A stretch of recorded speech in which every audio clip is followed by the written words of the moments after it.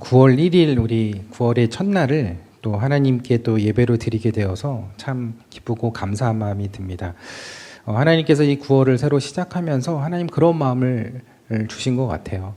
우리를 복음을 전하는 복음을 전하게 되는 복음의 통로로 우리를 지금 세워가고 계시는구나라는 생각이 들었습니다. 그래서 영상에서처럼 기쁨의 소식을 전하시는 복음을 전하시는 여러분들의 복된 9월이 되시기를 축복합니다.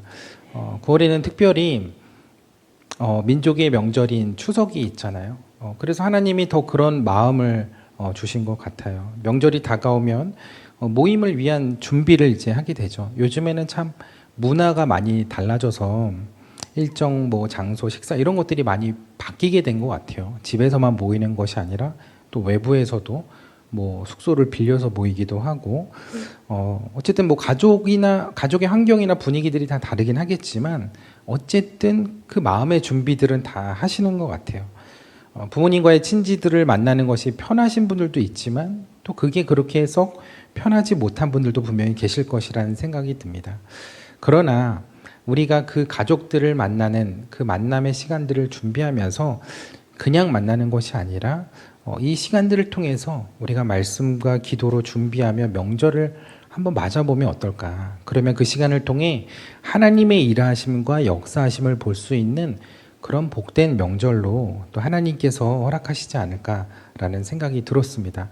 그래서 추석을 앞두고 이제 3번의 주일이 있는데 이 기간 동안 우리가 가족을 위해서 또 가족의 구원을 위해서 함께 기도하고 또 말씀을 나누는 시간을 가졌으면 좋겠습니다. 제가 20년 목회하면서 가장 많이 부탁받은 기도 제목 중에 하나가 바로 가족의 구원에 관한 기도 제목입니다. 부모님의 구원, 그리고 남편과 아내의 구원, 그리고 자녀들의 구원과 신앙에 대한 기도 제목들은 가정마다 늘 빠지지 않는 그런 기도 제목인 것 같아요. 조금 과장을 보태서 한 5가정 중에 한 3가정 이상은 늘 그 기도 제목들이 있으신 것 같아요. 그래서 제 마음에도 어떻게 하면 우리가 이 가족의 구원을 하나님께서 하실 이 구원의 일들을 우리의 가정의 응답으로 받을 수 있을까라는 생각을 늘 하고 있었고 또 그것을 하나님께서 마음을 주셔서 이 9월 이 3주 동안 우리가 그 기도를 통해 우리가 함께 은혜를 나누고 응답을 나누면 좋겠다는 생각을 하게 되었습니다. 물론 구원이 우리의 어떠한 노력과 행위로 이루어질 수 있는 것은 아닙니다. 그러나 우리 기도를 통해서 그 하나님의 구원의 방법과 때는 달라질 수 있다고 생각합니다. 그렇기 때문에 우리가 기도해야 하는 것이고 그렇기 때문에 우리가 믿음으로 복음을 준비하고 그 복음을 전할 때를 마음으로 준비해야 한다는 것입니다. 근데 그 마음이 흔들리지 않고 변하지 않고 끝까지 기도하며 나아가기 위해서는 우리가 꼭 붙들어야 하는 것이 있습니다. 그것은 바로 우리를 향하신, 우리 가정을 향하신 하나님의 구원의 약속과 계획입니다. 그 하나님의 약속하신 구원은 반드시 이루어질 줄 믿습니다. 그 계획은 언제나 변함없이 여전히 우리의 삶 속에서 진행형이라는 사실을 우리는 기억해야 합니다. 근데 우리가 그 하나님의 약속을 붙들고 있는데 늘 걸림돌이 되는 것이 있죠. 그건 바로 우리 자신의 모습이에요. 내가 복음을 전할 수 있는 자질이 될까? 내 모습을 보고도 내 주변에 있는 사람들이, 우리 가족들이 예수를 믿는다고 할까? 그런 생각이 우리의 믿음을 약하게 만듭니다. 물론 우리의 모습이 중요할 수 있죠. 우리의 환경이 중요할 수 있습니다. 그러나 하나님의 일하심은 우리의 연약함과 우리의 부족함에 구애받지 않으세요. 그것에 제한받으시는 하나님이 아니시죠. 그것이 하나님의 구원의 역사에 발목을 잡을 수 없다는 거예요. 오히려 하나님은 깨진 그릇과도 같은 우리의 인생을 통해 일하시는 하나님이신 줄 믿습니다. 연약한 우리의 모습을 통해서 더 크신 하나님을 보여주시고 그 영광을 드러내실 줄 믿습니다. 여러분, 요셉을 통한 하나님의 구원의 역사가요, 요셉이 아주 멋있게 아주 잘 나갈 때 그 하나님의 구원의 역사가 시작된 것이 아닙니다. 요셉을 통한 하나님의 구원의 역사는 구덩이에서부터 시작이 됐어요. 형들은 자신을 찾아서 그 멀리 도단까지 찾아온 요셉을 보자마자 구덩이에 빠뜨리게 되죠. 그 형들을 만났던 그 도단 지역이요, 그 사마리아 지역에 있는 서쪽 산지입니다. 서쪽 능선에 위치하고 있는 산지인데, 그곳이 이제 산지다 보니까는 고도가 높아서 지하수가 잘 모아지기가 어렵고, 또 석회암층이 많은 산지다 보니까 물이 그쪽에 잘 모이지가 않아요. 그래서 또 거기는 산이다 보니까 우물을 파는 것도 쉬운 일이 아니에요. 그래서 그곳에서 비를 확보하는 방법, 유일한 방법이 있다면 그 석회암 산지를 깎아가지고 웅덩이를 만드는 겁니다. 그리고 그곳에 물을 저장하는 방법, 그 방법밖에 없어요. 그래서 그 산지에는 웅덩이들이 참 많이 있었어요. 근데 형들이 요셉을 가두었던 구덩이라고 하는 곳이 바로 그 빗물을 저장하는 웅덩이였던 것입니다. 그래서 성경에 그 구덩이가 비어 있었고 물이 없었다라고 이야기한 이유는 그곳이 바로 빗물을 담아두는 저장고였고 원래 그곳에는 물이 있었던 곳이었다라는 것이죠. 그럼 요셉의 입장에서 그 웅덩이가 비어 있었다는 것, 다행이었을까요? 불행이었을까요? 제가 볼 때는 불행이었을 것 같아요. 만약 그 웅덩이에 물이 있었다면 형들은 요셉을 그 웅덩이에 가두지 않았을 거예요. 그것은 요셉이 혹시 물에 빠져 죽을까 하는 걱정에서가 아니라 이스라엘에서는 물이 너무나 중요했는데 그 물을 저장하는 웅덩이가 있다는 것은 그곳을 만든, 그곳을 파낸 주인이 있었다는 것이고 함부로 그 물을 오염시켜서는 안 되는 것이었겠죠. 근데 요셉이 더러워서라기보다는 요셉이 그곳에서 익사하여 사체라도 되면 그 시체가 그 물을 오염시키고 그 웅덩이와 우물을 오염시키게 되겠죠. 부정해지게 만드는 거예요. 그러면 웅덩이가 그렇게 오염되는 것을 형들이 그렇게 저지르면 그 주인이 가만히 있지 않겠죠. 그래서 웅덩이에 물이 없었다는 것, 그것은 요셉이 물에 빠져 죽지 않게 되어 다행인 것이 아니라 오히려 물이 없어서 그곳에 감금되게 되었으니 결국 비어있는 그 웅덩이는 요셉의 불행을 의미하는 것이었습니다. 사실 텅 빈 웅덩이는 불행을 말해요. 사실 그곳에는 빗물이 차 있어서 우기에는 그 물을 가지고 그 시간들을 보낼 수 있었는데 건기가 되면서 점점 그 물을 사용하고 그 물이 마르게 되겠죠. 그 물이 말라있는 그 상태는 참으로 불행하고 힘든 시간들을 이야기하는 거죠. 그래서 웅덩이는요, 성서시대 사람들에게 고난과 수고를 상징하는 말이었습니다. 제가 몇 주 전에 이스라엘에서 물을 구하는 방법이 우물을 파는 방법과 웅덩이를 만드는 두 가지 방법이 있다고 말씀드렸는데 우물을 파는 거 참 쉽지 않은 일이에요. 근데 웅덩이를 만드는 것도 결코 쉬운 일은 아니었습니다. 단단한 그 석회암 산지를 파내고 그곳에 석회를 발라 방수하는 일 또한 아주 고된 노동과 수고를 요하는 일이었기 때문이에요. 그래서 우물이나 웅덩이라는 단어가 인생의 고난과 고생 혹은 수고로움을 상징하는 개념의 단어가 된 이유도 그만큼 웅덩이를 파내고 만드는 일이 쉽지 않았다는 것을 이야기하는 거죠. 마치 우리나라에서는 가시밭길 하면 뭐가 떠올라요? 가시밭길 하면은 핑크빛 미래가 생각나시는 분 있으세요? 네. 고생길이 생각이 나죠. 마치 그런 것처럼 웅덩이에 들어갔다, 웅덩이에 던져졌다, 웅덩이에 빠졌다. 아, 이 사람의 인생이 고난길에 접어들었구나라는 것을 의미한다는 거죠. 성경을 잘 보시면 우물이나 웅덩이가 나오는 본문에 등장하는 인물들은 고생과 수고를 당하는 장면이 자주 나옵니다. 이게 우연이 아니고요. 히브리인들이 이런 사물들의 상징성을 하나의 암시와 비유의 장치로 사용을 하고 있는 거예요. 그래서 요셉이 구덩이에 들어가게 되었다는 건 그건 요셉의 고생길이 시작되었다는 것을 의미합니다. 여러분, 구덩이는 한번 들어가면 스스로 빠져나올 수가 없는 구덩이입니다. 그 웅덩이를요, 그냥 땅을 파가지고 이렇게 넓은 데다가 이렇게 파는 그런 낮은 그냥 구멍같이 만드는 웅덩이가 아니에요. 그 석회암 산지를 빗물을 잘 가두려면 그곳에 다른 불순물도 들어가면 안 되고 또 비가 잘 마르지 않게 하도록 하기 위해서 입구는 좁게 만들고 그 안에는 큰 공간을 만듭니다. 그러니까 그 웅덩이가 깊고 입구는 좁고 그래서 그 안에 들어가게 되면 스스로 빠져나오기가 어려운 거예요. 웅덩이, 구덩이는 바로 그런 구덩이에요. 근데 이후에 요셉의 삶이요, 그런 구덩이의 삶의 연속이었다는 거예요. 형들에 의해 들어갔던 구덩이가 첫 번째 구덩이였는데 그 다음 구덩이가 요셉을 기다리고 있었고 그 구덩이는 바로 보디발의 집이었습니다. 요셉은 그곳에서 10년 넘게 종살이를 해야 했는데 노예라는 신분이 절대 자신의 힘으로는 그 자유라는 것을 스스로 얻을 수 없고 그 신분에서 벗어날 수 없는 그런 신분이죠. 그래서 한번 노예가 되면 평생 노예로 살다가 죽어야 하는 그런 구덩이 속에서 살아가는 그런 인생이 된다는 거죠. 요셉은 이렇게 또다시 빠져나올 수 없는 구덩이에 던져지게 되었다는 거예요. 근데 그곳에서 요셉에게 어떤 시련이 찾아오게 되죠? 보디발의 아내가 요셉을 날마다 유혹을 하는 거예요.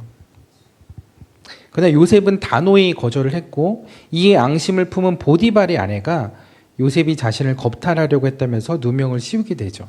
그 일로 인해서 요셉이 감옥을 가게 됩니다. 근데 보디발이 참 마음이 좋았던 사람 같아요.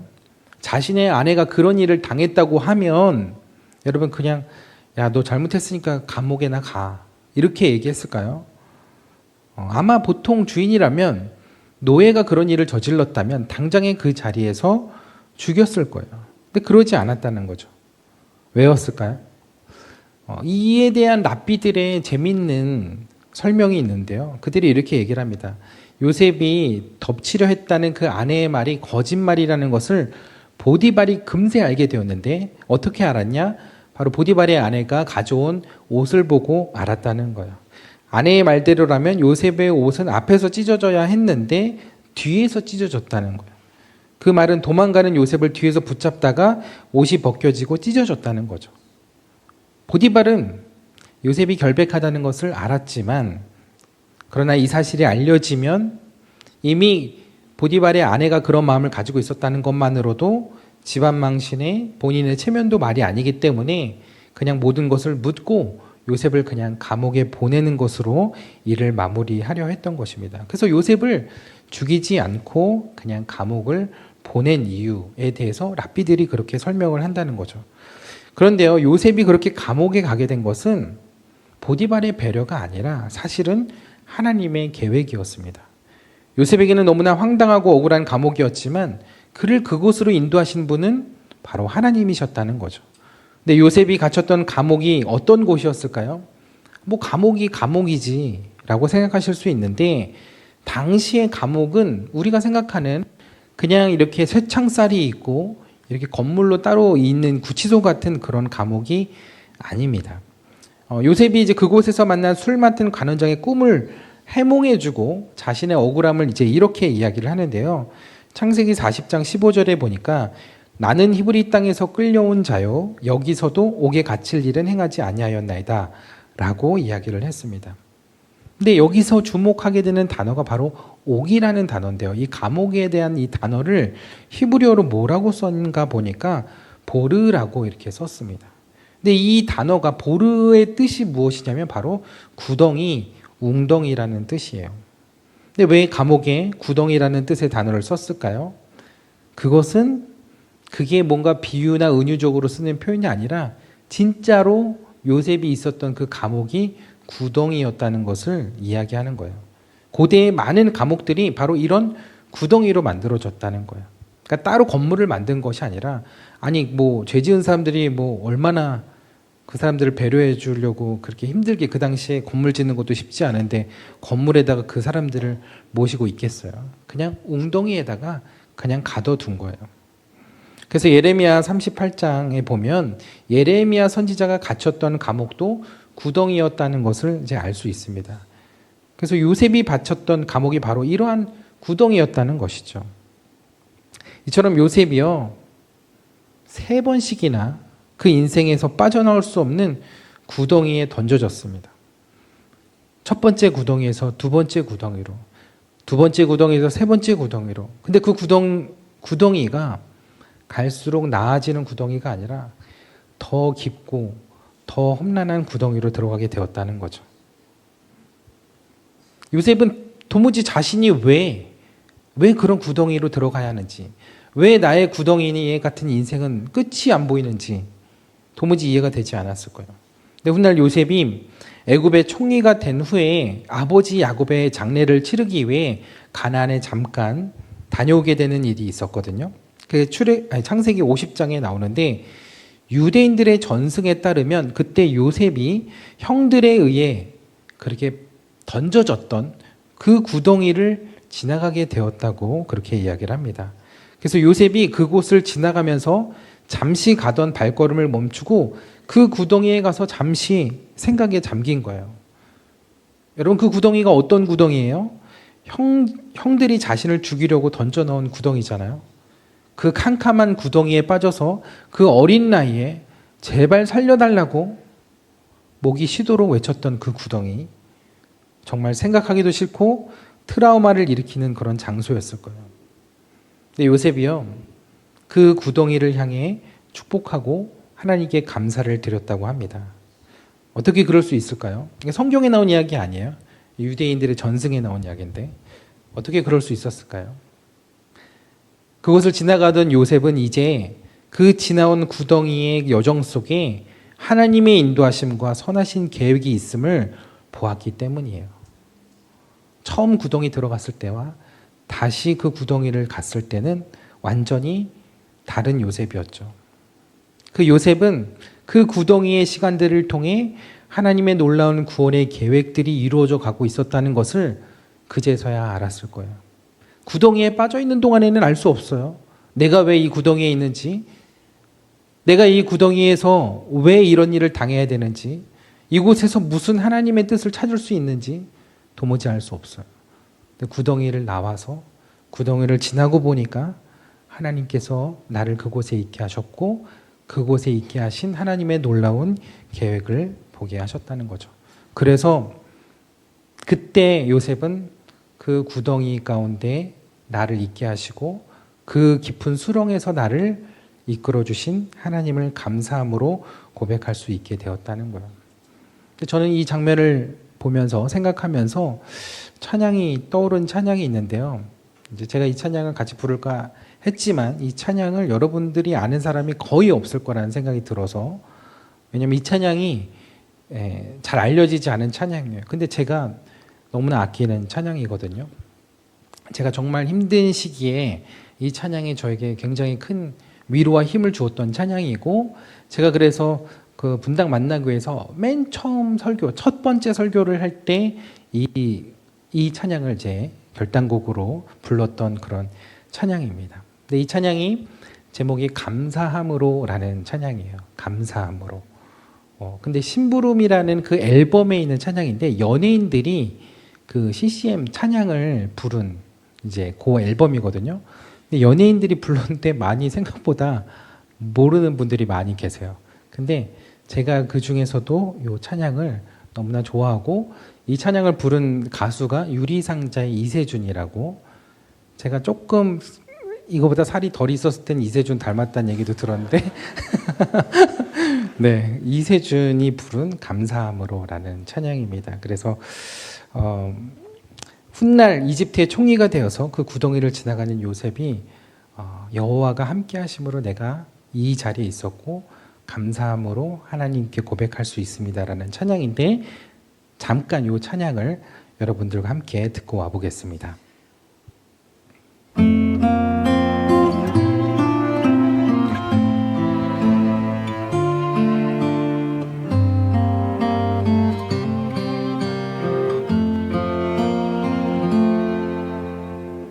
캄캄한 어둠 속에서 나 홀로 걸을 때에도 모두 날 떠날 때에도 언제나 곁에 계셨네. 오직 주만, 오직 주만 항상 나의 손을 잡아주시네.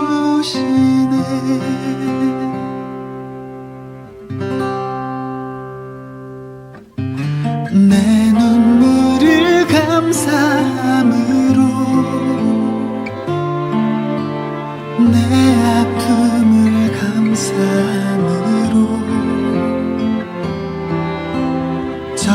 상속을 감사함으로 지남은 여호와가 함께함으로.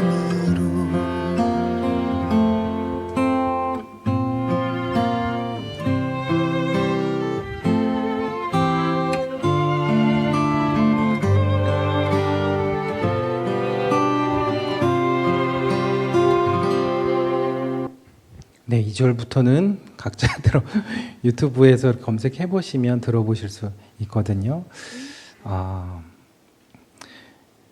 사랑하는 여러분, 혹시 여러분의 삶도 그 스스로 빠져나올 수 없는 구덩이에 있다는 생각이 드신 적이 있으신가요? 그 캄캄한 구덩이 속에서 아무런 소망도 희망도 찾지 못하고 그렇게 있으실 때가 있나요? 그러나 여러분, 지금은 그 구덩이의 이유와 의미를 알 수는 없지만, 그러나 분명한 사실은 그 구덩이 가운데서도 하나님께서 여러분들의 손을 잡아주시고 여러분과 함께 하신다는 사실입니다. 이 찬양의 가사의 고백처럼 내 눈물을 감사함으로, 내 아픔을 감사함으로, 내 절망을 감사함으로 지나갈 수 있는 이유가 있다면 그것은 여호와께서 함께 하시기 때문이라는 거예요. 그래서 그 구덩이가 우리의 인생을 깊은 절망을 빠뜨리는 곳이 아닌, 여전히 우리 인생을 붙들고 계시고 우리의 가정을 향하신 하나님의 놀라운 구원의 계획과 섭리가 이루어지고 있는 그런 복된 시간과 장소라는 것을 언젠가 깨닫게 하신다는 거예요. 우리는 인생의 밑바닥까지 내려갔다가 정상의 자리로 올라온 그 요셉의 성공 스토리를 굉장히 좋아합니다. 근데 요셉의 스토리에서의 핵심은 그가 어떻게 꿈을 이루었는가가 아니거든요. 그럼 성경을 잘 보시면 창세기의 요셉의 이야기는 37장부터 50장까지 모두 14장에 걸쳐서 요셉의 이야기가 나오는데, 그중 요셉이 구덩이에 던져져서 애굽의 총리가 되기 전까지의 이야기가 4장에 걸쳐 나옵니다. 그리고 그 중에 38장 한 장은 유다와 다말에 관한 이야기고 요셉이랑 관계없는 이야기예요. 그래서 총리가 되기 전까지의 여정이 14장 중에 13장 중에 3장의 이야기로만 나온다는 거죠. 그런데 여기서 요셉의 이야기가 끝이 나나요? 아니죠. 더 많은 이야기가, 더 긴 이야기가 창세기의 대미를 장식을 뒤에서 하고 있습니다. 즉 요셉이 총리가 된 이야기는요, 거기서 결말이 아니라 이야기의 시작이 되는 거예요. 우리는 늘 요셉이 총리가 어떻게 되었는가에 관심을 갖지만, 우리는 성경이 요셉이 총리가 왜 되었는지에 더 관심이 있다는 것을 우리는 보아야 한다는 거예요. 그것은 요셉이 총리가 된 이후의 이야기가 9장에 걸쳐서 전개되고 있음을 통해 알 수 있는데, 그 9장의 이야기는 요셉의 가족을 하나님이 어떻게 구원하시고 축복하셨는가에 대한 이야기입니다. 그러니까 요셉으로 하여금 애굽의 총리가 되게 하신 분이 누구다? 하나님이시다. 요셉이 왜 총리가 되었을까요? 그것이 하나님의 계획이었기 때문이라는 거예요. 장차 유례 없는 길고 지독한 대기근이, 대가뭄이 세계를 덮칠 것인데, 아브라함과 이삭과 야곱에 주신 씨의 약속을 지키기 위해서는 아브라함의 자손들을 애굽으로 보내서 구원했어야 하는 것이었어요. 그러려면 먼저 애굽을 기근에서 구해야 했기에 이를 위해 요셉을 먼저 애굽으로 보내셨다는 거죠. 즉 요셉이 애굽의 총리가 된 이유는 요셉의 가족들을 구원하시기 위해 선행되었던 하나님의 계획이었다는 거예요. 그것을 통해 아브라함의 씨가 보존이 되고 하나님의 언약이 지켜지게 되었다는 거예요. 결국 그 씨를 통해 누가 오시나요? 이 땅에 예수 그리스도가 오시게 되었고, 단순히 아브라함의 가문만이 아닌 온 인류를 향하신 하나님의 놀라운 구원의 계획의 한 페이지가 여기서 창세기의 마지막 부분을 통해서 장식이 되고 있다는 거예요. 성경은 이걸 이야기하기 위해서 요셉의 이야기를 기록하고 있는 거예요. 그래서 요셉의 이야기의 주제는 성공이 아니라 요셉의 시련의 끝에 그가 성공했다, 그 꿈을 이루었다가 아니라 그를 통해서 하나님이 이루신 구원을 이야기하고 있는 거죠. 그래서 요셉의 이야기는 꿈, 성공, 형통과는 큰 관계가 없습니다. 여러분, 요셉이 형통한 자가 되어서 잘 먹고 잘 살았나요? 네, 물론 이집트 제국의 총리인데 잘 먹고 잘 살았겠죠.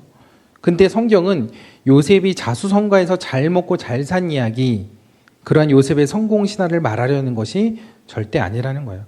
요셉이 형통한 삶을 살았기 때문에 총리가 된 것이 아니라는 거예요. 그가 총리가 된 것은 그의 형통 때문이 아니라 그것이 바로 하나님의 계획이었기 때문이라는 거예요. 그럼 형통은 뭐냐? 형통은 그 하나님의 구원의 계획을 붙들며 나가기 위해 필요했던 것이에요. 그래서 성경은 요셉이 애굽의 총리가 되었을 때 형통했다라는 단어를 더 이상 쓰지 않습니다. 대신 성경은 오히려 요셉이 절망스러운 구덩이에 있을 때 형통한 자가 되었다고 이야기합니다.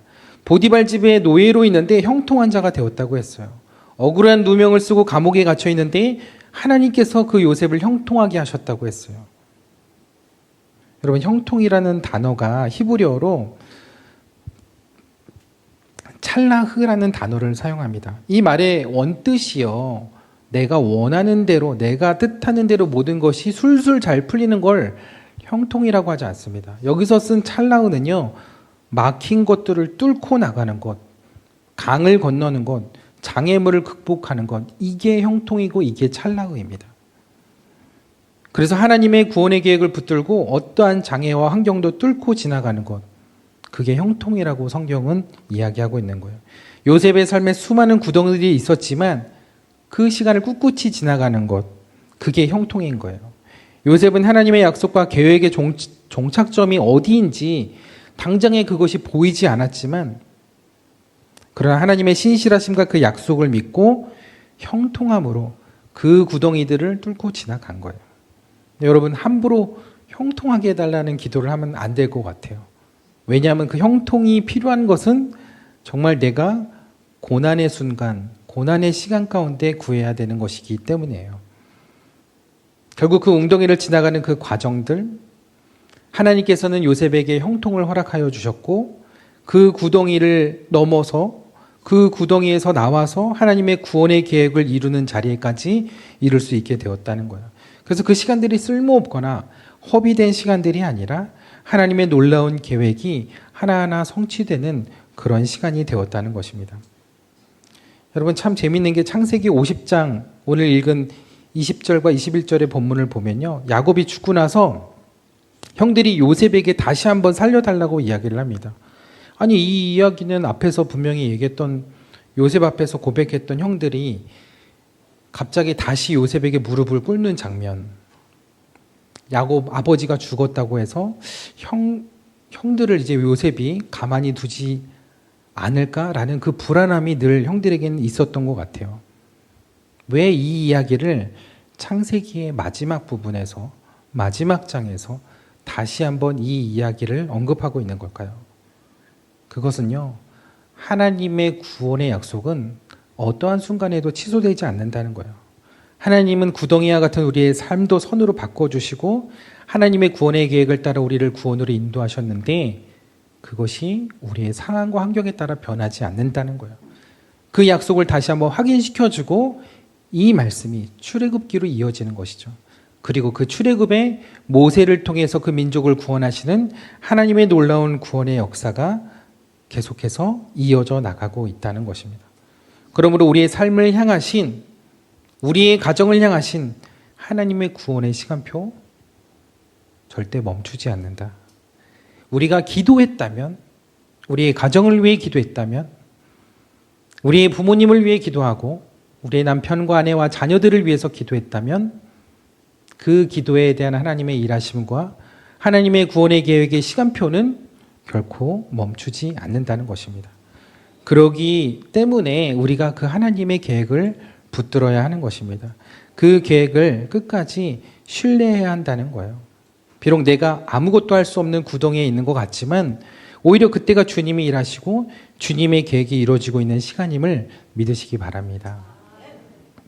제가 예전에 1:1 양육하셨던 분에게 연락받았던 이야기를 설교 중에 한 적이 있었는데요. 몇 주 전에 그분에게 다시 연락이 왔어요. 근데 이분이 그 목소리가 굉장히 밝았는데 이상한 밝음이었어요. 그러니까 사람이 너무 큰 일을 당하면 약간 이제 실소가 나오잖아요. 그러니까 그런 분위기 속에서 저한테 전화를 하신 거예요. 그래서 무슨 일이 있으신가 이렇게 얘기를 했는데 그분이 사실은 사업이 너무 힘들어가지고 제가 이제 사업장 신방도 하고 1:1 양육도 하면서 그분과 이제 많은 교제를 나눴었는데 계속 힘든 이야기들을 저에게 많이 하셨었어요. 근데 이제 몇 주 전에 전화 왔을 때는 그 이야기를 하시더라고요.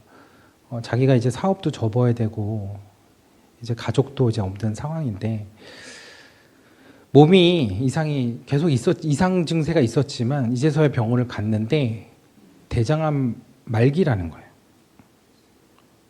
근데 그 병원에서 진단을 받고 저한테 전화를 하신 거예요. 그래서 하나님 너무하신 거 아니냐고. 하나님 이러시면 곤란하다고 이러면서 약간 이렇게 반 농담 섞어서 저한테 얘기를 하시더라고요. 그러면서도 굉장히 하나님 나에게 왜 이러실까? 그래도 내가 작년부터 마음 먹고 교회도 다시 나오게 되었고 하나님 믿겠다고 이렇게 믿음으로 다시 이 길을 걸어가고 있는데 하나님 너무하신 거 아닌가? 나를 왜 이렇게 더 깊은 구덩이로 몰아넣으시는가? 그러면서 정말 원망 섞인 목소리로 저에게 하소연을 하시더라고요. 그런데 이번 주에 또 다시 전화가 왔어요. 그저께 전화가 왔는데 이번에는 진짜 밝은 목소리로 얘기를 하시더라고요. 그래서 정말 마음을 많이 이렇게 내려놓으신 듯한 목소리였어요. 근데 마지막에 그 얘기를 하시더라고요. 목사님, 제가 끝까지 살아보려고요. 이렇게 얘기하더라고요. 그러면서 원망을 해도 하나님 앞에 원망하고 불평을 해도 하나님 앞에 불평을 하겠다는 거예요. 아, 그렇지. 정말 내가 그냥 하나님을 그냥 부정하고 부인하고 그렇게 내 인생을 내려놨으면 그거는 뭐 거기서 이제 더 이상 희망이 없는 건데 그렇게라도 하나님을 붙들고 있으면 하나님께서 역사하시겠지라는 생각이 들었습니다. 제가 그분이 정말 그렇게 어려운 시기에 저를 만나게 하신 건 다 이유가 있다는 생각이 들었어요. 제가 다 얘기는 못 드리지만 인생에 정말 다사다난한 일들을 많이 겪으셨어요.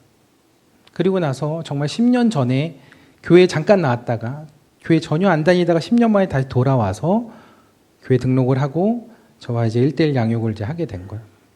그러면서 예배의 자리로 나오게 되고 하나님이 점점 믿어지기 시작한 거예요. 근데 그 시기에, 그 어려운 시기에 이분을 만나게 하신 이유가 있다는 생각이 들었어요. 물론 그 질병이 언제부터 생긴지는 모르겠지만 하나님은 그 어려운 그 시기 가운데 이분의 마음을 하나님께로 향하게 하시고 구원의 길로 걸어가게 하셨다는 생각이 들었어요. 사실은 작년에 저를 만나서 제가 처음부터 그분에게 복음을 전하고 예수님을 영접하셨거든요.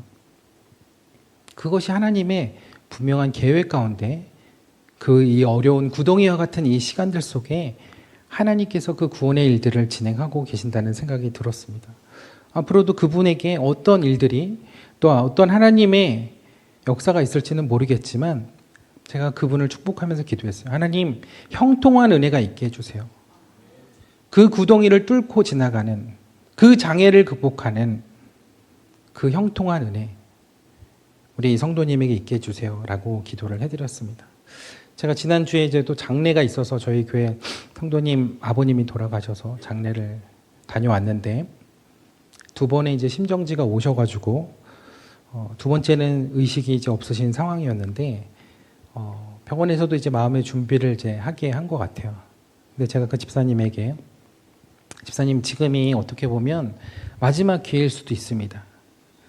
그러니까 지금 의식이 없지만 청각은 귀는 마지막까지 열려 있으니까 혹시라도 그 중환자실 면회하실 기회가 있으면 제가 전화로라도 우리 아버님 위해서 복음을 들려드리고 기도해드리겠습니다. 했어요. 그래서 내려가셔서 이제 다 이제 병원에서 이제 아버님 이제 중환자실에서 이제 면회는 이제 하루에 저녁 시간밖에 안 됐는데 병원에서 나오면서 집사님이 마음이 갑자기 이제 그게 생각이 나셔서 다시 병원에서 나오다가 돌이키셔가지고 중환자실 가서 그 아버님과의 마지막 전화를 저에게 이제 맡겨주신 거예요. 그래서 그 아버님을 위해서 기도해드리고 십자가에서 마지막 그 강도를 또 오늘날 네가 나와 함께 낙원에 있을 것이다 라고 하신 그 말씀을 의지해서 그 아버님을 축복해드리고 또 마지막으로 그 영접하는 기도를 그 아버님께 해드렸습니다. 그 아버님이 천국에 가셨을지는 하나님만 아시겠죠. 그러나 저는 그렇게 믿어요. 하나님께서 마지막 그 순간에도 구원의 손길을 그 아버님에게 그 은혜를 베푸셨을 거라 저는 믿습니다. 저는 그 시간들을 통해서 하나님이 그 마음을 주시더라고요. 내가 포기한 구원의 현장은 단 한 군데도 없다. 내가 포기한 영혼은 단 한 영혼도 없다. 나는 끝까지 그 영혼을 위해 기도할 것이며 그 영혼을 구원하기 위해 그 마음을, 그 관심을 가질 것이다 라고 이야기하시는 그 마음을 저에게 주셨어요. 그렇습니다. 이 세상에 하나님이 포기하신 구원의 현장은 단 한 군데도 없어요. 포기는 누가 할까요? 포기는 사람이 하는 것이죠. 하나님은 포기하신 적이 없으세요.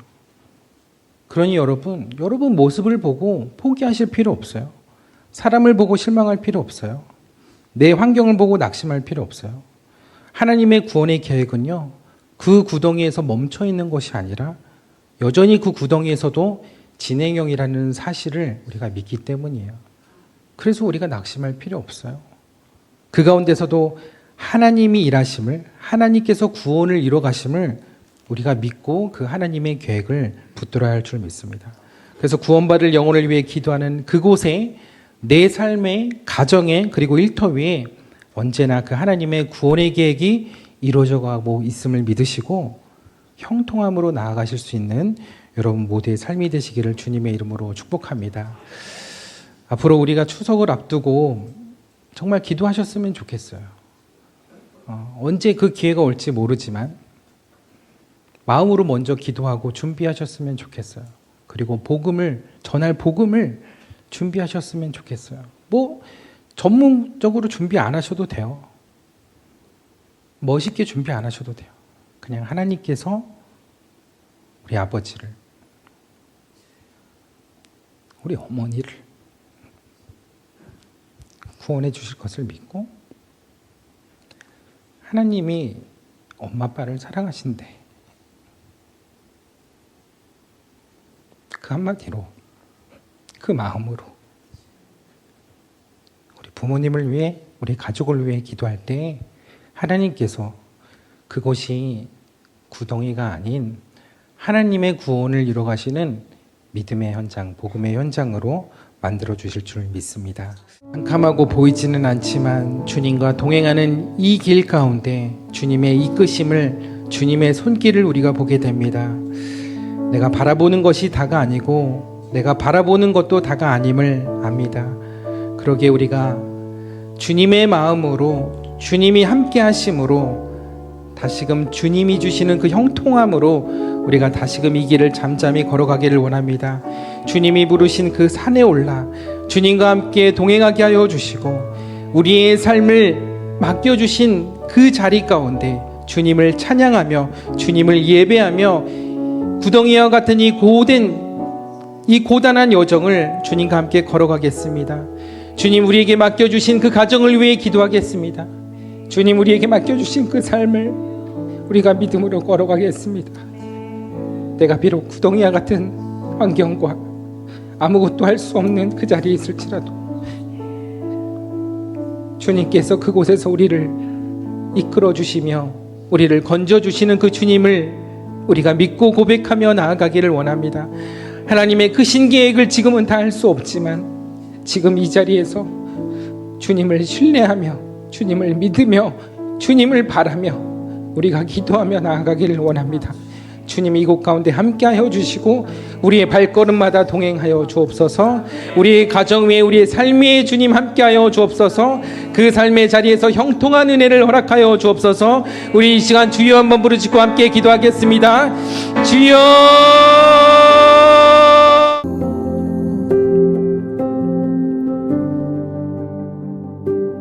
When I wake, I know you are with me. In the dark, I can almost see you.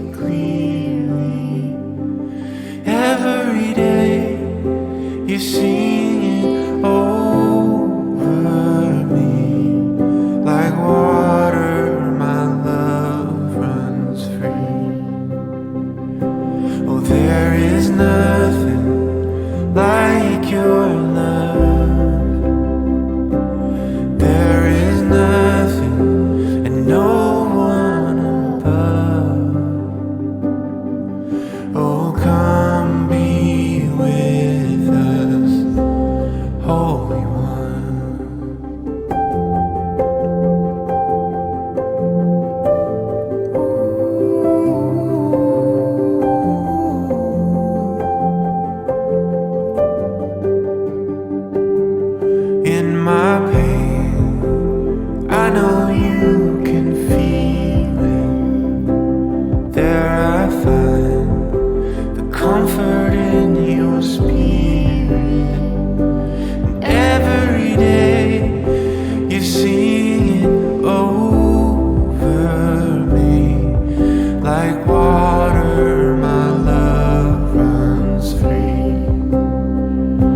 Oh, there is nothing like your love. There is nothing and no one above. Oh, come be with us, Holy One. Oh, come be with us, Holy One. Anywhere I go, in you I find my home. Anywhere I go, in you I find my home.